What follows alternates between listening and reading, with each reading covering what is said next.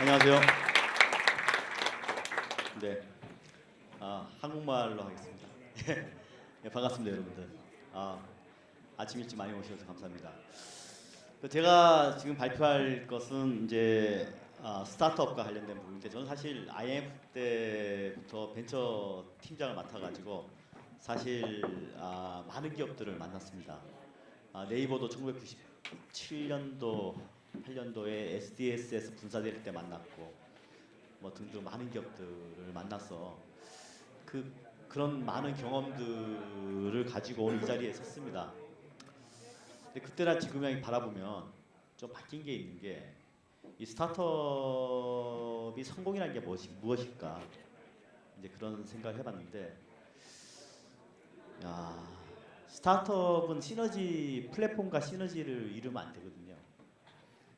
그러니까 옛날 IF, 그러니까 옛날 스타트업 4차 산업혁명 이전에는 기업의 밸류에이션이 재무제표라든지 재무제표라든지 영업권이라든지 이런 형태로 밸류에이션이 됐습니다. 회계사들이 좋아하는 밸류에이션 방법입니다. 근데 지금은 회계사들이 관여를 못해요. 왜 그러냐면 자산 가치, 순자산 가치가 없어요. 미래 캐시플로우도 잘 안 보입니다. 그런데 대단합니다. 누구 관점에서? 매수자 관점에서. 그럼 어떻게 되냐면은 매수자 관점에서 내가 이 회사랑 같이 시너지를 내는 게 100이라는 게 나면은 난 기꺼이 20을 주겠다, 30을 주겠다라는 게 지금 형태의 스타트업의 성공과 관련된 핵심입니다. 그래서 전통적인 회계사적 관점, 숫자의 관점에서는 스타트업의 성공을 얘기하기가 쉽지는 않습니다. 그래서 제가 지금 드릴 말씀은, 나 혼자 있을 때는 여러 가지 앵글로 봤을 때 밸류에이션이 잘 안 나오지만, 내가 누구랑 같이 시너지를 냈을 때는 그 누군가가 굉장히 중요한 거죠. 냈을 때는 그 시너지의 상당 부분을 내가 같이 쉐어하고 더 나아가서 M&A를 하고 그렇게 한다는 거죠. 그러니까 전통적인 경영학에서는 이런 얘기는 하면은 옛날에는 아카데믹하게는 맞지 않았습니다. 기업의 밸류에이션이라는 것은 자기 혼자 스탠드 얼론으로 됐을 때 그때 밸류에이션이지, 남이 갖고 하는 시너지는 스타트업의 밸류가 아니라고 본 거죠. 그런 관점에서 말씀을 좀 드리겠습니다.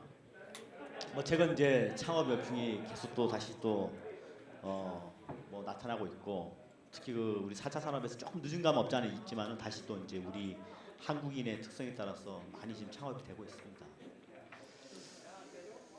그래서 지금까지 스타트업 투자 규모를 최근에 보면 한 3조 정도 돼요. 근데 사실은 뭐 유니콘 뭐 이렇게 해가지고 세계적인 걸 본다 그러면은 그렇게 우리 국내의 투자 규모는 크진 않지만, 그래도 초기 스타트업에 우리 국내에서 투자를 하는 게 3조라면 상당히 큰 금액입니다. 그리고 최근에 설립된 스타트업 규모가 한 3만 6천 개 정도 됩니다. 그러니까 한국도 뭐 외국 사람들 얘기 보면은 굉장히 모범적인 국가로 이렇게 비춰지는 건 사실입니다. 그런데 제가 드릴 말씀은, 근데 다 비슷해요. 그러니까 일단은 객관적으로 봤을 때, 그리고 굉장히 화려하지만은 과연 그 핵심이 뭐냐, 그리고 과연 무엇을 하려고 그러지 이 회사가, 그런데 다 근본적인 의문이 드는 경우가 많이 있습니다. 그래서 실제 3만 6천 개 중에서 투자를 받은 경우는 3.5%에 불과하고, 또 이 투자를 받은 것 중에서 한 90% 이상은 또 실패로 갑니다. 그러니까 거의 어렵다는 거죠. 근데 그 어려운 것은 공식이 있는 거예요. 그러니까 우리가 어려운 것을 알면은 피할 수가 있는 거죠. 즉 성공하려고 하면은 어려운 것을 못 보는데, 성공 이전에 어려운 것을 보면은 우리가 피해 나갈 수 있다는 게 핵심입니다. 그래서 스타트업은 몇 명 되지도 않고, 자본도 얼마 없고, 아이디어, 특허, 기술 딱 가진 건 그거밖에 없는데 당연히 어렵죠. 다 똑같이 어렵죠. 그렇죠. 누구는 유니콘이 되고 누구는 사장 되는데 그 차이가 뭐냐? 차이가 목표를 성공이라고 두면은 너무너무 많은 요소들을 우리가 과소평가할 수 있는 거죠. 근데 우리가 만약 실패로 많이 목표를 둔다 그러면은 모든 사안 자체를 제대로 볼 수 있는 시발점이 될 수 있는 겁니다. 그래서 우리가 그 군계 일학이라는 그 사자성어가 우리 스타트업계에는 이렇게 보입니다. 그래서 참 좋은 스타트업을 찾기가 힘든데 이제 여러분들이 관련된 데서 종사를 할 것이고 또 스타트업 운영하는 분도 계시는데 그럼 어떻게 할 것이냐. 그래서 먼저 우리가 기업의 본질을 좀 알아야 될 것 같아요. 우리가 지금 현재 삼성처럼 될까요? 될 수 있겠죠. 그렇죠. 그 목표를 잡으면은 너무너무 과대평가가 될 수 있어요. 그러니까 우리는 가진 게 없어요. 남한테 근데 뭘 줄 수 있냐면은 시너지를 줄 수 있어요. 남한테 줄 수 있는 시너지를 나한테 캐시플로우로 갖고 올 수 있어요. 그러니까 굉장히 어떻게 보면 소박하고 굉장히 본질적인 얘기죠. 근데 그거를 옆에다 두고 화려하게 포장을 하기 시작한다 그러면은 이제는 핵심에 벗어나는 겁니다. 그러니까 본질이 뭐냐? 근데 우리는 본질을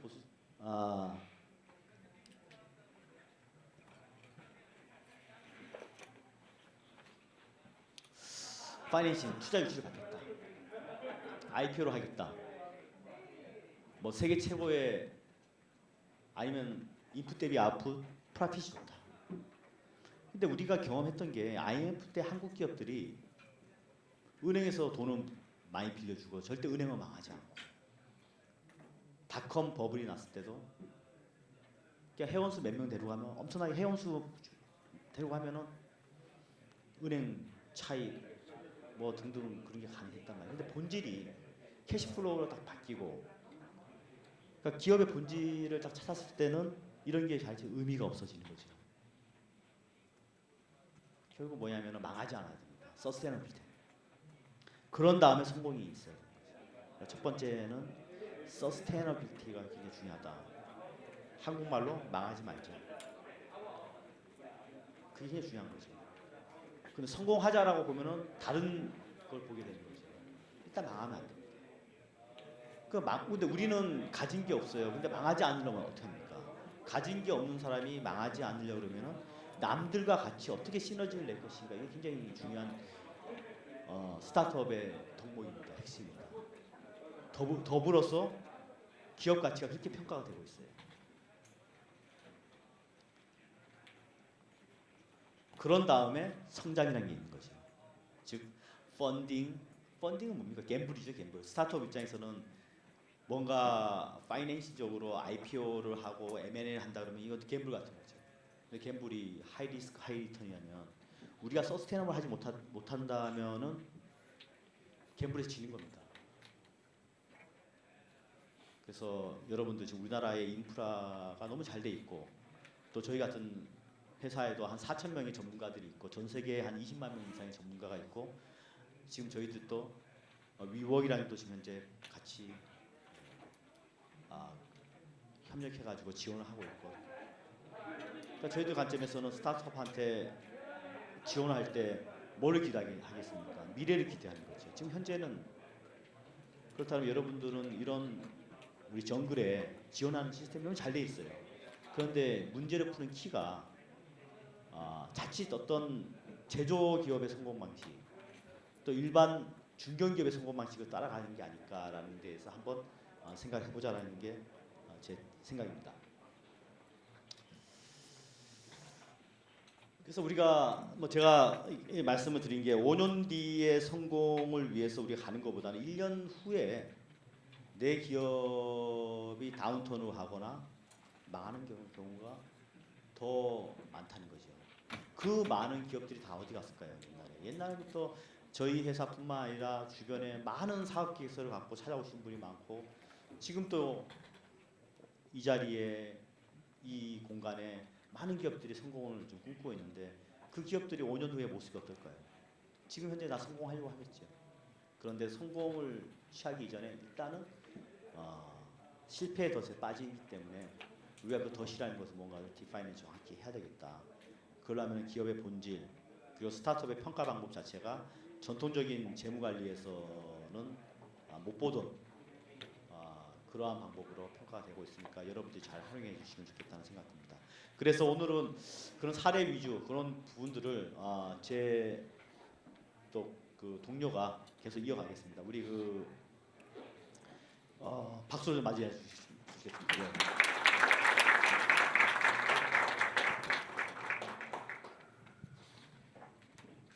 우리 장윤신 선생은 카이스트를 나와 있고요. 지금 현재 위옥이랑 같이 일을 하고 있고 지금 많은 기업들의 전략을 자문하고 있습니다. 자, 저희 부대표님께서 긴장하셨는지 슬라이드 한 장이 남았는데 먼저 내려왔습니다. 그래서 말씀드리고자 했었던 것은 이런 겁니다. 기업의 본질이라는 것이 서스테이너빌리티에 있을지언데 정말로 외람되고 죄송스러운 말씀일 수 있습니다만 우리 스타트업의 본질처럼 느껴지는 기술, 혁신, 아이디어 이런 것들 뭐 대단히 필요한 그런 조건들일 수 있는데 그런데 한 가지 간과하고 있는 것이 혹시 죄송합니다. 있는 것은 아닌가 바로 시장에 대한 이야기를 저희가 오늘 좀 많이 드리려고 했습니다. 그래서 제가 부대표님 말씀 이어서 좀 드리고 싶은 말씀은 기업의 본질 계속해서 어떻게든 살아남아야 되는 그런 상황인데 우리 스타트업으로서 초기 단계에는 잘 살아남기 위해서는 무엇이 필요한지 그리고 초기 단계가 넘어서서 성장이라는 것을 할 때는 어떤 것들을 좀 고민을 해야지 되는 것인지에 대해서 좀 말씀을 드리도록 하겠습니다. 예, 저는 장유신이라고 합니다. 그리고 저희 PwC에서 성장이라는 주제를 가지고서 대기업뿐만 아니라 우리 스타트업, 벤처 기업들의 성장에 대한 고민을 함께 하고 있는 그런 사람입니다. 자, 그래서 본격적으로 다시 한번 말씀드리겠습니다. 스타트업이 맨 처음에 초기 단계에 고민을 해야 되는 것이 무엇인가라는 것을 구체적으로 얘기하기 전에 죄송스러운 말씀이 될 수도 있는데 여기 계신 분들 중에서 상당 분이 이미 스타트업에 진출하셨거나 내지는 진출을 고민하고 계시는 분들일 거라고 생각이 듭니다. 그런데 저희들이 최근에 위업과 이제 콜라보레이션을 하면서 스타트업 분들을 좀 만나 뵈면 왜 스타트업을 창업을 하십니까? 라고 여쭤봤었을 때 커리어를 개발을 하고 싶다, 새로운. 근데 감히 말씀드립니다. 레주메에 한 줄을 추가하기 위한 어떤 도전이라는 것은 다른 준비가 더 나을 수도 있다. 어떤 분들은 대기업에 다니시다가 내지는 일반적인 기업에 다니시다가 스타트업을 창업하시는 분도 계시는 것 같습니다. 근데 그 대기업, 그냥 일반적인 기업이 너무 따분하고 지루해서 스타트업을 창업을 했으면 좋겠다라는 말씀, 자기 발전을 조금 더 해보고 싶다. 근데 사실은 저도 전통적인 회계법인에서 일을 하고 있습니다만 아직도 배우고 있습니다. 그래서 조직이라는 그 큰 조직 안에서 배울 수 있는 것은 여전히 많을 수 있다라는 겁니다. 내가 정말 획기적인 아이디어가 생겼어요 라고 하시는 분들도 계십니다. 근데 그 아이디어라는 것은 과연 시장에서 한 번도 나와본 적이 없는 아이디어였을까요? 솔직히 무슨 말씀을 드리는 거냐 하면 스타트업을 창업한다라는 것은 앞서 저희 부대표님이 말씀 주셨습니다만 1년 뒤에 망할 수 있는 가능성이라는 것도 분명히 염두에 둬야 되는데 이렇게 단편적인 생각을 가지고서 죄송합니다. 저희 감히 단편적인 생각이라고 말씀드려서 그래서 이런 생각만 가지고선 도전하는 것은 조금은 한계가 있는 것이 아니겠는가라는 말씀을 드리고자 했습니다. 그러면 스타트업을 맨 처음에 창업할 때 내지는 뛰어든 당시에 가장 중요하게 생각을 해야 되는 것은 무엇일까요? 여기 써 있습니다만 저희 PwC는 뒤에서도 다시 한번 래퍼 드리겠습니다만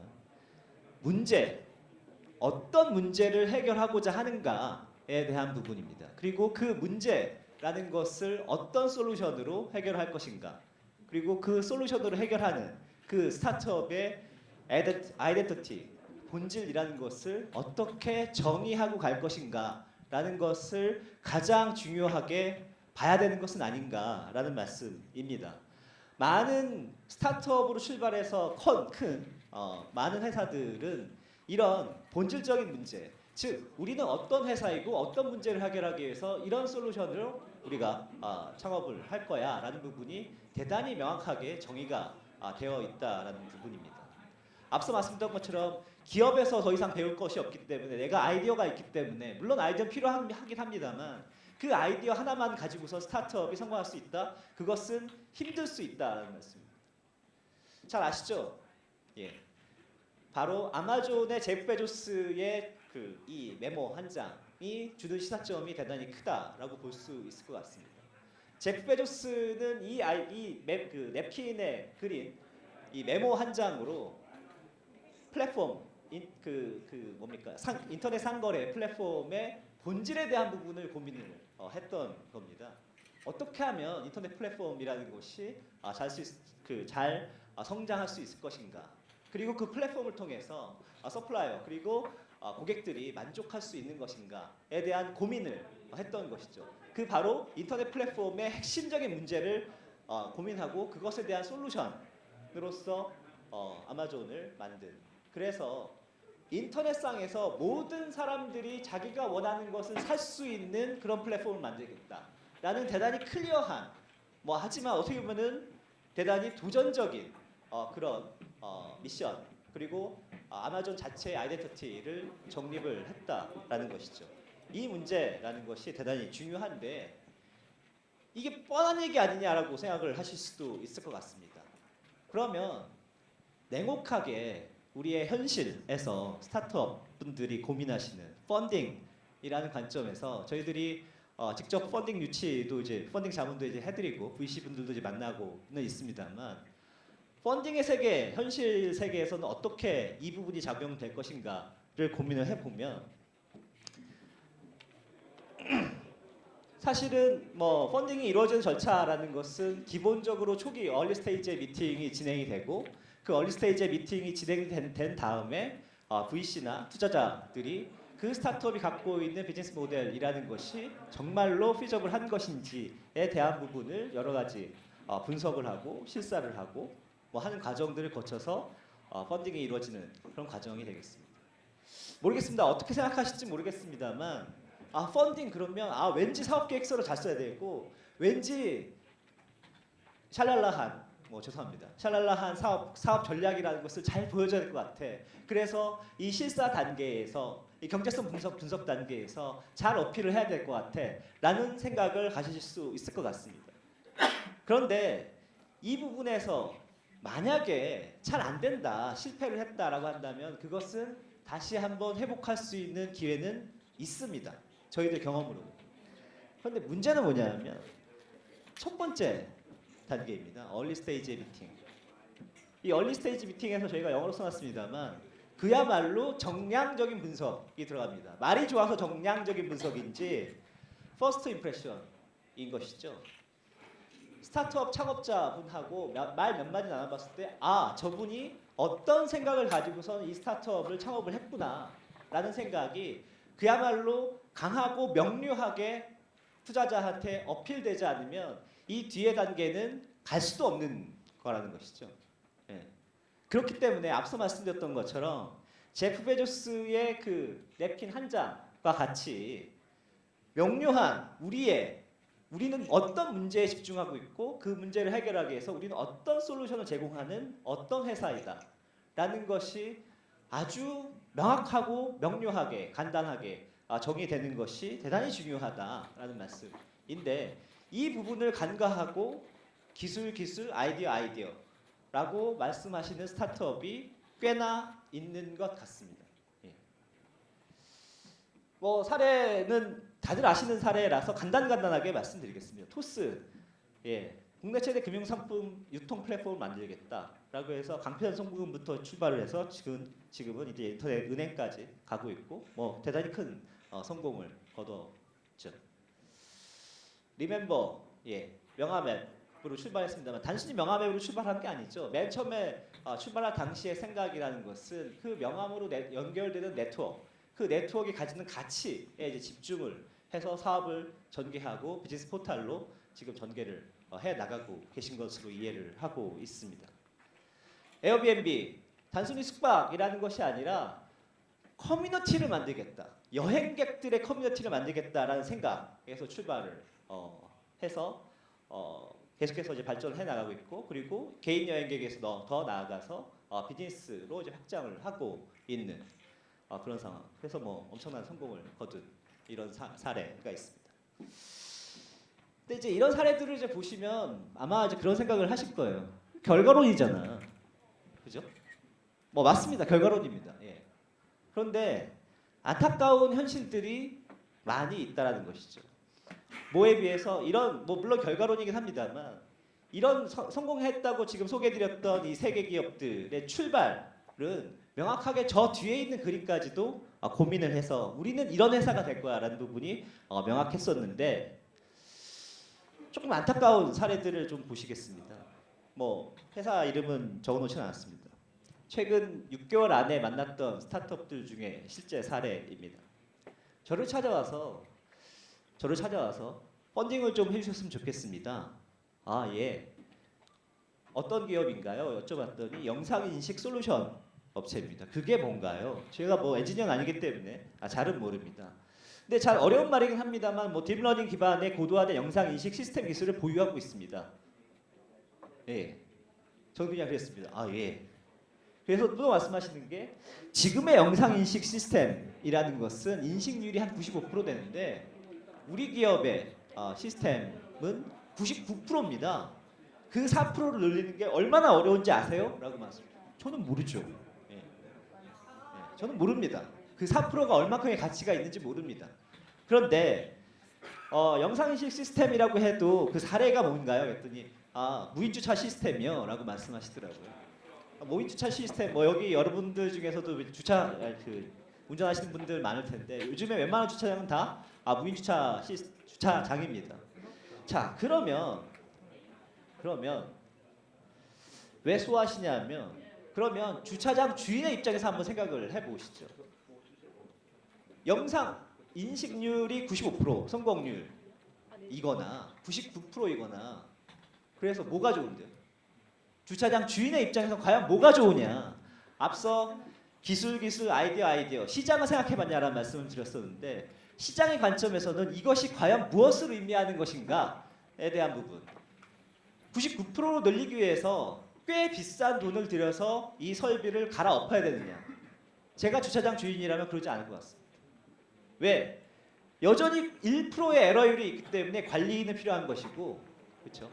관리인에 지급되는 뭐 완전히 100%라고 한다면 완전 개런티라면 얘기가 다르긴 하겠습니다만 그런 시스템은 있기가 어려운 것이죠. 예. 그래서 주차장 주인의 입장에서 생각을 해본다면 글쎄 이렇게 되는 것이죠. 그래서 실제로 뭐 저희들이 뭐 투자 유치에 대한 부분을 뭐 시도를 하긴 했었습니다만 상당히 어려웠습니다. 그래서 좀 실패를 했었던 그런 사례. 그래서 지금 95% 99%이 숫자의 기술이 이게 얼마나 좋은 기술인데요. 이거에만 천착되어 있고 듣는 사람의 입장, 그것을 쓰는 사람의 입장에서는 좀 고민이 부족하셨던 것이 아닌가라는 생각이 듭니다. 비슷한 사례입니다. 차량용 동글을 이제 만드시는. 그래서 이제 동글을 가지고서 차량에 장착을 해서 그 차량이 가지고 있는 여러 가지 주행 데이터, 뭐 고장 데이터, 뭐 이런 것들을 수집할 수 있다라는 것이죠. 근데 이것도 역시 소화십니다. 왜냐? 자, 정비 데이터, 뭐 주행 데이터 이것을 알려줄 수 있는 기계인데 그것을 알려주는 기계가 중요할까요? 아니면 정비소의 입장에서 생각을 해보시죠. 동네 우리 정비소의 입장에서 알려주면 쏘와 나한테 데리고 와야지. 그렇죠? 핵심은 그겁니다. 요즘에 현대차의 직영으로 되어 있는 블루핸즈로 다 되어 있기 때문에 개인 뭡니까 이 자동차 정비하시는 분들은 과연 고객을 어떻게 데리고 올 것이냐에 고민이 꽂혀 있는 것이고 오면 가서 봐서 고치면 되는 겁니다. 예. 이거를 뭐 되게 어렵게 뭐 스마트폰으로 뭐 고장을 알려주고 뭐 요즘에 신차들 다 고장 데이터 알려주고 있습니다만 뭐 구형 차에 이걸 달아서 그렇죠? 정비소한테 내지는 보험사한테 데리고 가야지 되는 게 이슈인 거지. 뭐가 고장났다를 알려주는 것은 큰 의미가 없다라는 것이죠. 그래서 뭐 그런 데이터를 쌓을 수 있다. 그 데이터를 쌓을 수 있는데 역시 소화하십니다. 정비소의 입장에서 생각을 해보면. 근데 이제 이게 뭐 지금 사례로 정리해서 이제 말씀을 좀 드려서 그렇습니다만 사실은 이와 비슷한 상황들이 꽤나 많지 않을까라는 생각을 좀 감히 해봅니다. 기술 중심으로 생각을 하고 이 기술이 얼마나 좋은 기술인데라는 생각에 집중을 하셔서 시장이라는 생각, 시장의 반응이라는 생각, 내지는 사용자의 입장에서 이것을 어떻게 받아들일 것인가, 그리고 그것을 고려해서 나는 그야말로 시장에 어떤 밸류 프로포지션을 할 것인가에 대한 고민이라는 것이 일정 부분 생략 내지는 미처 거기에 생각에 이르지 못하는 그런 상황이 많지 않을까라고 보여집니다. 그래서 정리해서 말씀드리면 스타트업 창업이라는 것을 시작을 하실 때는 나는 무슨 문제를 해결하겠어.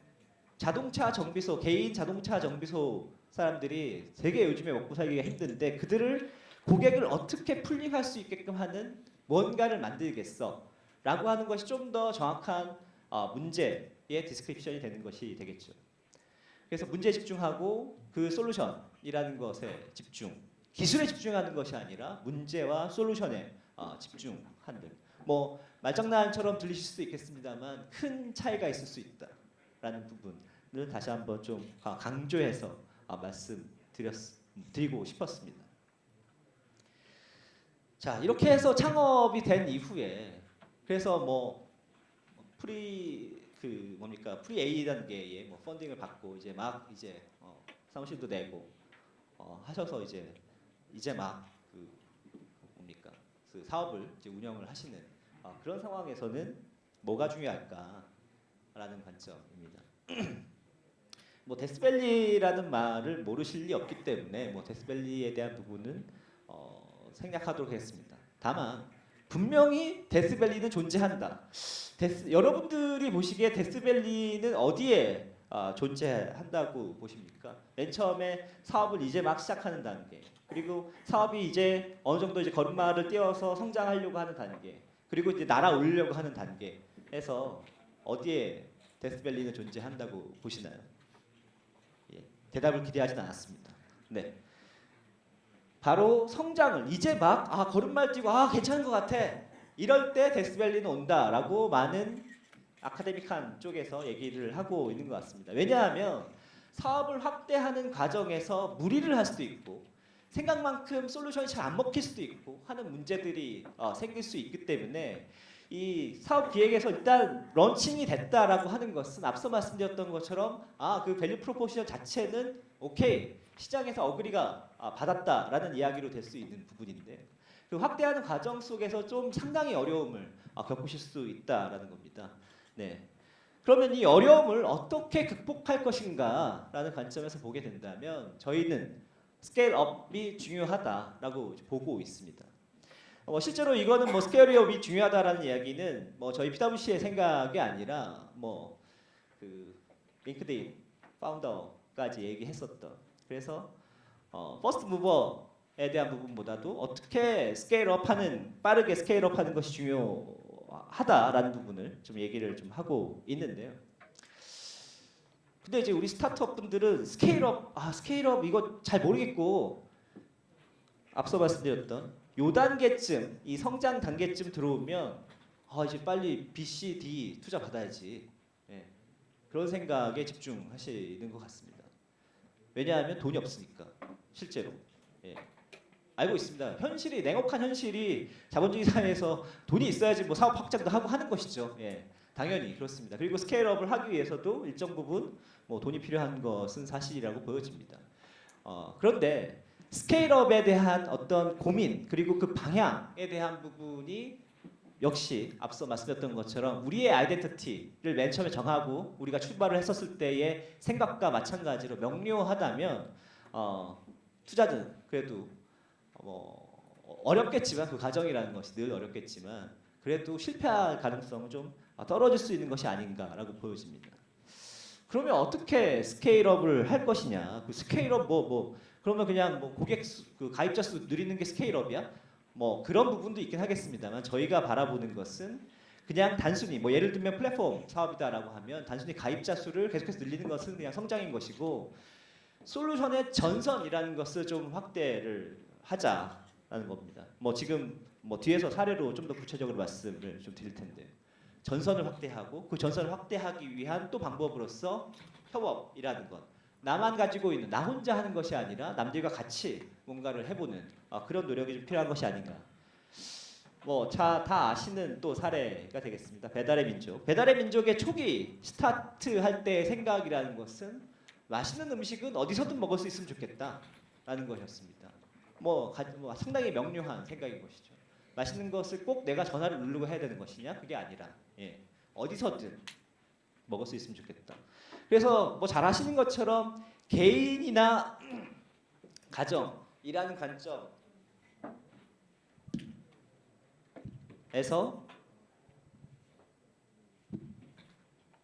제가 예정된 시간보다 좀 빠르게 진행했네요. 개인이나 가정에서 배달에 대한 부분을 상당히 성공을 시켜냈습니다. 전선을 확대한다는 것은 이런 겁니다. 맛있는 것을 먹고 싶은 거는 집에 있을 때만 먹고 싶냐? 아니요. 회사에 있을 때도 먹고 싶은 거죠. 그게 바로 전선의 확대의 키입니다. 핵심적인 어떤 우리 회사의 아이덴티티. 맛있는 것을 어디서든 먹을 수 있게끔 고객한테 뭔가를 제공해 줘야 되겠어. 그래서 일단 생각나는 건 집에서 맛있는 걸 먹을 수 있게끔. 근데 여기 계신 분들이 대부분 직장에 내진 조직에 이제 속해 계신 분들이지만 점심 고민 진짜 많이 되시지 않습니까? 그리고 52시간이 있긴 하지만 불가피한 야근으로 인한 저녁 식사 또 고민이시죠. 그래서 그분들이 회사원들은 점심도 맛있는 거 먹을 권리가 있고 저녁도 맛있는 거 먹을 권리가 니즈가 있는 것인데 그쪽으로 이제 확대를 한다는 것이죠. 그래서 동일한 밸류 프로포지션, 동일한 아이덴티티에서 예컨대 개인이라는 부분 그리고 그것을 직장이라는 부분으로 전선을 확대시키는 생각을 했고 그것을 혼자 한 것이 아니라 식권대장이라는 또 다른 스타트업과 콜라보레이션을 해서 성공을 시켰다라는 겁니다. 전선의 확대가 단순히 MAU 1000만, 2000만, 3000만 이렇게 돌파하는 것이 아니라 계속해서 말씀드립니다. 또 다른 앵글에서의 나의 아이덴티티를, 나의 밸류 프로포지션을 해결할 수 있는 그 방법이라는 것에 집중을 하면서 또 다른 성공을 일으키는 그런 부분이라는 것이죠. 그런데 배달의 민족 역시 결과론일 수 있는데요. 식권대장을 통해서 이렇게 솔루션의 전선을 확대시키는 데 이제 성공을 하셨는데요. 콜라보레이션 말이 좋아 콜라보레이션이지 어떻게 하는 거야? 그렇게 생각하시는 분들 아마 많으실 것 같습니다. 그게 왜 어렵냐? 첫 번째, 이 콜라보레이션을 하려면 누군가를 만나야지 되는데, 그렇죠? 누군가를 만나서 내가 이런 고민이 있는데 말이야, 이거를 해야지 되는데 사실은 나의 고민은 펀딩이야, 그죠? 나는 100억이 필요한데 시장에서 100억을 안 줘. 그렇게 되면 콜라보레이션은 될 수가 없다라는 것이죠, 당연히. 그렇죠? 앞서 말씀드렸던 것처럼 전선을 확대하기 위해서 나 지금 개인 시장은 얼만큼 확대를 했는데 넥스트 왠지 회사원을 공략을 하고 싶어. 회사 다니는 시간에 이렇게 얘기를 하면 뭔가 솔루션이 나오겠지만, 그렇죠? 나 그냥 100억이 필요한데 100억이 없네. 시장에서 드라이 파우더는 그렇게 많다는데 왜 나한테는 안 주는 거야. 이렇게 이런 고민이라고 한다면 안 되는 것이죠. 고민의 양상이라는 것을 바꿔줘야 된다라는 겁니다. 예. 두 번째는 뭐 나의 질문을 모르기 때문에 누구한테 찾아가야 되는 것인지에 대한 부분도 사실은 쉽지 않을 수밖에 없는 것이죠. 예. 그냥 100억이 모자르면 계속해서 이제 VC를 쫓아다니는 수밖에 없는 그런 것이죠. 예. 물론 뭐 이 펀딩 자체를 뭐 저희들이 뭐 경외시하거나 뭐 이런 말씀이 아닙니다. 예. 본질이 앞서 유상수 대표가 얘기했던 기업의 본질이라는 것은 서스테이너빌리티에 있을지언데, 그렇죠? 그리고 감히 뭐 삼성의 꿈을 꾸지 마시란 말씀이 아니라 일단 서스테이너블 하기 위해서 당장에 내년에 망하지 않기 위한 고민의 양상이라는 것은 이런 식으로 가야지 된다라는 말씀을 좀 드리는 것이고, 그 과정을 통해서 그 과정이 해결이 되면 자연스럽게 펀딩이라는 것도 따라오게 될 수 있다라는 말씀입니다.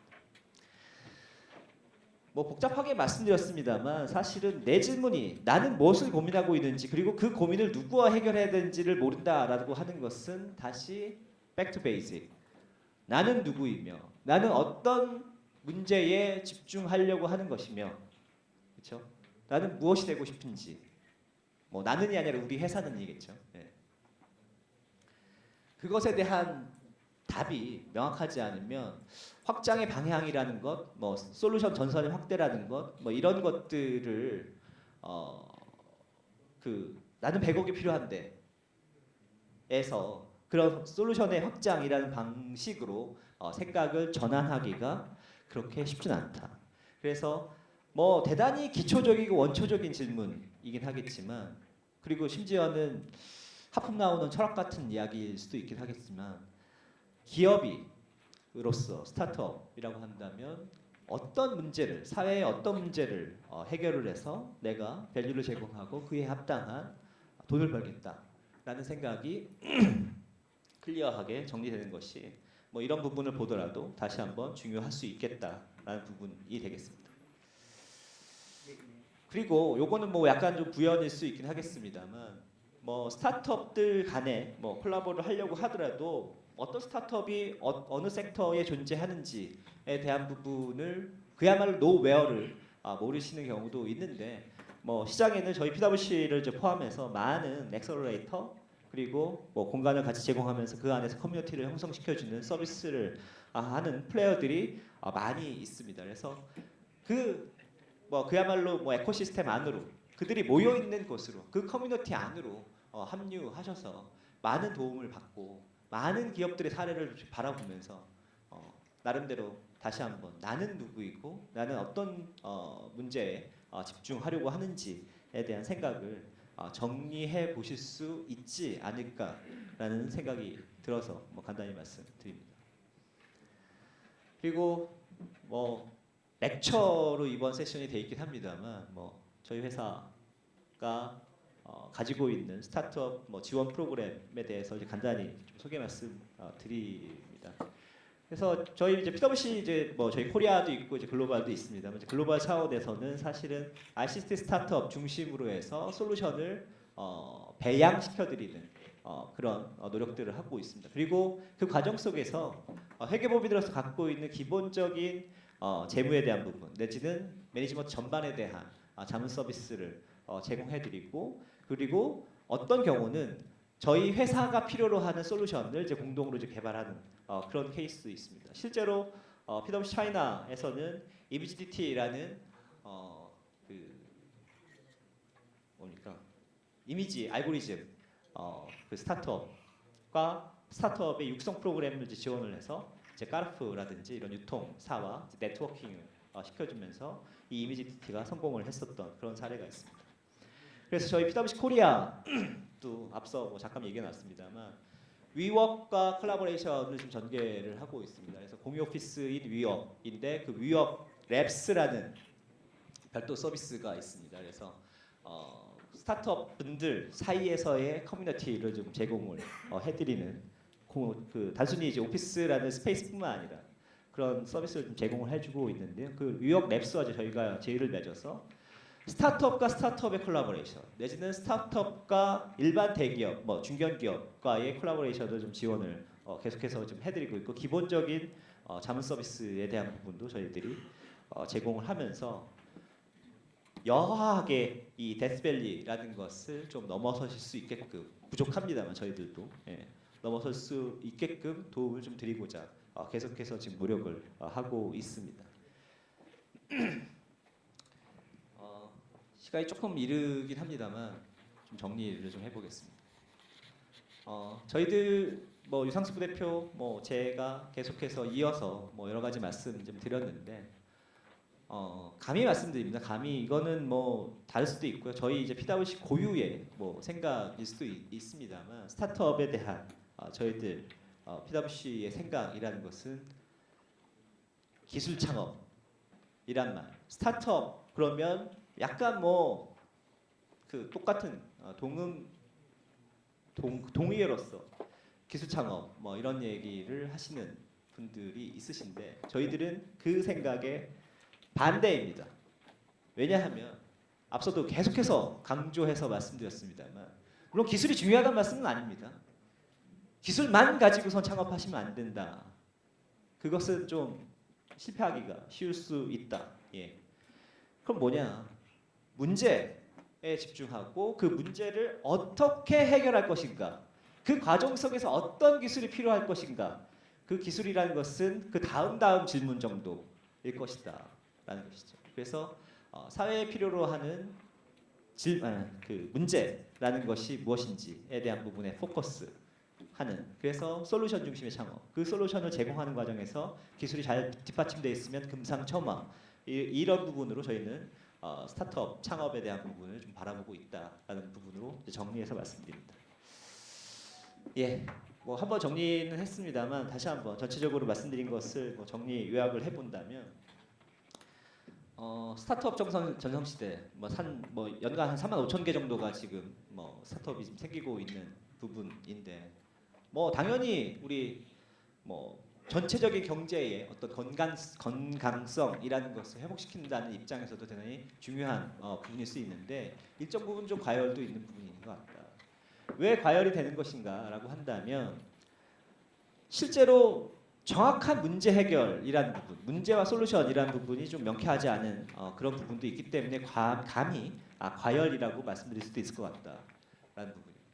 그래서 문제라는 부분, 문제를 어떻게 해결할 것인가에 좀 집중이라는 것이 필요하고 성장을 위해서는 전선의 확대, 솔루션 전선의 확대의 관점에서의 스케일업이라는 것이 중요하고 그 과정에서 콜라보레이션이라는 것을 반드시 생각하고 그 콜라보레이션을 잘 할 수 있게끔 시장에서 도움을 주려고 노력하는 플레이어들이 많다. 그들의 도움이라는 것을 잘 받아내고 그리고 그 도움을 잘 받아내기 위해서는 다시 한번 나는 누구이며 어떤 문제에 집중하려고 하는지에 대한 생각이라는 것을 잘 정리하는 것이 중요하다. Back to Basic에 대한 부분을 말씀드리면서 제 오늘 강의는 마치도록 하겠습니다. 고맙습니다.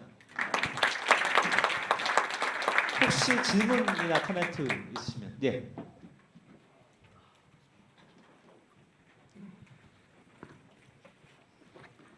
안녕하십니까. 네. 저는 지금 현재 예비 창업자 자격으로 여기 지금 참가 중인 사람인데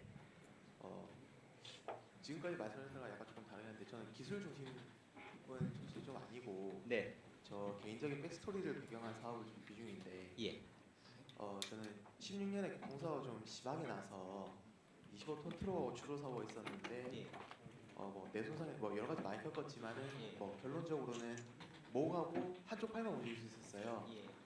그런데 좀 상태가 좀 안 좋아서 수술을 못 하고 지금 재활 운동이랑 재활 치료만으로 지금까지 좀 걷고 말도 좀 하게 돼서 그 제가 3년 동안 계속 그 재활 치료를 하고 재활 치료 뭐 운동을 하면서 좀 없었던 도구들 그리고 제가 보기에는 아직까지 좀 재활 도구라든가 다른 게 좀 많이 모자르고 없었어 제가 스스로 만들었었던 도구들을 기본으로 하는 재활 도구 사업을 지금 생각하고 지금 이제 예비 창업자 뭐 청년 창업 과정 밟고 있는데 이렇게 어떻게 보면은 전혀 기술 없이 그냥 솔루션만 가지고 있고 네. 뭐 특허 자체는 진행하고 있지만 이렇게 어떻게 보면 네. 이전까지는 네. 전혀 관련된 학업이라던가 네. 전문성이 없이 네. 그저 솔루션만 가지고 창업하려는 사람도 네. 충분히 뭐 투자 대상이 된다던가 뭐 이런 예. 거 어떻게 될 수 있을까요? 네. 말씀 감사합니다.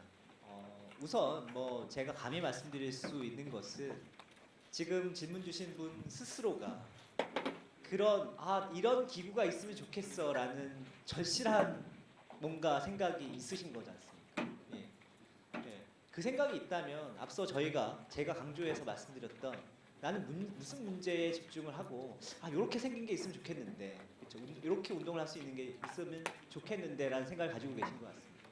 그러면 적어도 제 관점에서는 제 개인적인 관점에서는 절반 이상의 일단 성공 가능성이 있지 않을까라고 보여집니다. 다만 만들어야지 되는 거거든요. 그거를 좀 만들어야지 되는데 앞서 말씀드렸던 것처럼 그것을 어떻게 만들 것이냐라고 한다면 혼자서 되시는 문제는 아니라고 보여집니다. 예. 그래서 그런 거를 같이 그런 의기투합을 하실 수 있는 또 다른 어떤 동료 스타트업을 찾아서 그렇죠. 본인 스스로가 지금 말씀 주신 분 스스로가 이게 이렇게 작동이 돼야지 되라는 것을 너무 잘 알고 계실 거기 때문에 그것은 엄청난 노하우일 수 있거든요. 예. 그것을 구현시켜 줄 수 있는 누군가라는 것은 분명히 또 있으셔야지 됩니다. 그래서 그냥 지금 그 아이디어만 가지고서는 솔직히 말씀드리면 그 펀딩이랄까 이런 부분들은 쉽지는 않을 것 같습니다. 근데 적어도 그들과 손잡고 이러이러한 계획을 가지고 있다. 내가 이 부분을 너무 잘 알고 있기 때문에 그것을 만드는 것은 그렇지 않습니까? 아이폰도 사실은 아이디어 디자인도 다 만들어진 것이고 제작 자체는 딴 데서 이루어지는 거지 않습니까? 비할 바는 아닐 수 있겠습니다만 예. 그런 생각으로 어프로치를 하시면 도움이 되시지 않을까라고 생각이 듭니다. 그 제가 직접 만들어 썼었던 거는 지금 좀 약간 원시적이다 보니까 네. 다시 분해해서 기능만 해서 지금 이제 특허 진행 중인데 네. 이렇게 제가 만들 수 있는 부분도 있고 네. 못 만드는 부분도 있어서 저 올해 3월부터 시작을 저도 했는데 네. 네트워킹을 여러 군데 하고 있는데 네. 약간 기술 있으신 분들은 네. 약간 제가 이걸 없는 걸 보면은 약간 얕보는 느낌으로 네. 그러실 수 있습니다. 서로 예. 존대를 하다가 갑자기 네. 어느 순간 네. 좀 잘 분위기 좋았다 생각하는데 갑자기 내가 들어가면 이런 식으로 딱 말을 하는 게 좀 네. 조금 네. 그렇더라고요. 무슨 말씀인지 압니다. 예. 겁나기도 하고. 네. 그래서 이제 그 특허로 이제 해놓으신 거는 대단히 잘하신 것 같습니다. 그래서 그 특허를 구현시켜주는 입장에서 그 과정에서 여러 가지 조건에 대한 협의 등등은 좀 지난한 과정일 수 있긴 하겠습니다만, 네. 근데 그냥 나 이거 되게 잘 만들 수 있어요. 이게 못하가요. 이런 것보다 훨씬 더 구체적일 수 있을 것 같습니다. 네, 답변 감사합니다. 또 추가적인 질문 있으십니까? 네, 마이크 갖다 주시면 감사하겠습니다. 예, 저는 3일 회계법인에서 왔는데요. 질문이 있는 것 중에 하나가 그 스케일업 전략 중에서 이제 국내에 있는 서비스를 해외에 들고 가면서 스케일업하는 전략인데 이때는 중국이나 미국 진출 성공을 하면 밸류에이션 상에서도 시장성 평가에서도 되게 높게 이제 평가가 되는 경우가 많은데 그런 거를 어떻게 하면 실패하는 경우도 많은 걸로 알고 있고요. 왜냐하면 문화적인 차이나 아니면 홍보 전략이나 이런 부분에서 이 마켓 페네트레이션을 잘 못해서 그런 경우도 많은데 그런 거를 좀 더 성공적으로 해외 진출, 국내에 있는 서비스를 해외에 진출할 때 어떻게 하면 되는지에 대해서 조금 인사이트를 여쭤보고 싶습니다. 제가 인사이트가 있지는 않고요. 예. 지금 피하 고민이 좀 안 되고 있습니다. 저희 회사 직원이 참여하셨는데 어려운 질문을 하고 계시는데 그냥 제가 가지고 있는 생각을 말씀드리면 그 지금 질문의 이제 요지라는 것은 해외 진출을 하는 것도 전선의 확대의 일환이고 스케일업의 이제 일환인데 해외 진출 어떻게 하면 잘하는 거냐, 그렇죠? 예. 어떻게 하면 잘할 수 있을까요? 제가 단편적으로 생각하고 있는 거는 국내에 성공 사례가 있다면 사실적으로 거의 진출하는 업체들은 국내에서 어느 정도 파운데이션이 돼 있으니까 예. 그런 거를 뭐 적절히 벤치마크의 케이스로 활용을 해서 네. 뭐 방금 말씀 뭐 콜라보레이션이나 이런 걸 네. 유도를 해서 네. 진출을 하면 된다고 생각을 네. 하는데 네. 그 생각보다 지인들이 많이 이제 창업을 하려는 걸 보면 네. 뭐 실패하는 경우가 많더라고요. 네. 네. 그래서 그 부분 역시마저도 뭐 제가 뭐 그렇게 크게까지 그런 이제 뭐 글로벌 확대 뭐 이런 부분에 아닙니다만 그건 역시 마찬가지로 로컬 시장 뭐 진출하려고 하는 시장을 뭐 잘 타겟팅하는 것부터가 이제 문제이긴 하겠습니다만 일단 타겟팅이 됐다는 전제에서 봤을 때는 그 시장에 어떻게 모디파이 할 것이냐 그냥 뭐 벤치마킹 아까 말씀하셨는데 한국에서 먹혔던 솔루션이 과연 베트남이나 그죠? 중국이나 뭐 미국이나에서 동일하게 먹힐 수 있는 것인가? 그 시장에 대한 부분을 이제 고민을 해서 어떤 포인트에서 그야말로 모디파이, 더 나아가서는 아예 그냥 리노베이션을 할 것인지에 대한 부분을 좀 잘 고민을 하시면 되지 않을까 싶습니다. 네, 고맙습니다. 다음 질문 혹시 있으신 분 있으시면 손을 들어주시기 바랍니다. 네, 더 없으십니까? 오늘 3일 PwC 코리아에서 해주신 발표는 같은 스타트업으로 회사가 시작했더라도 한 회사는 유니콘으로 성장하고 다른 회사는 사장되는 것의 차이가 명확한 미션을 지니고 문제 해결을 위한 솔루션의 유무의 차이라는 날카로운 분석에 대한 발표해 주셨는데요. 혹시 이에 대해서 추가적인 질문 있으시다면 편하게 손 들어주시면 되겠습니다. 네, 없으십니까? 그럼 이것으로 두 번째 세션을 모두 마치겠습니다. 두 분께 다시 한번 큰 박수 부탁드립니다.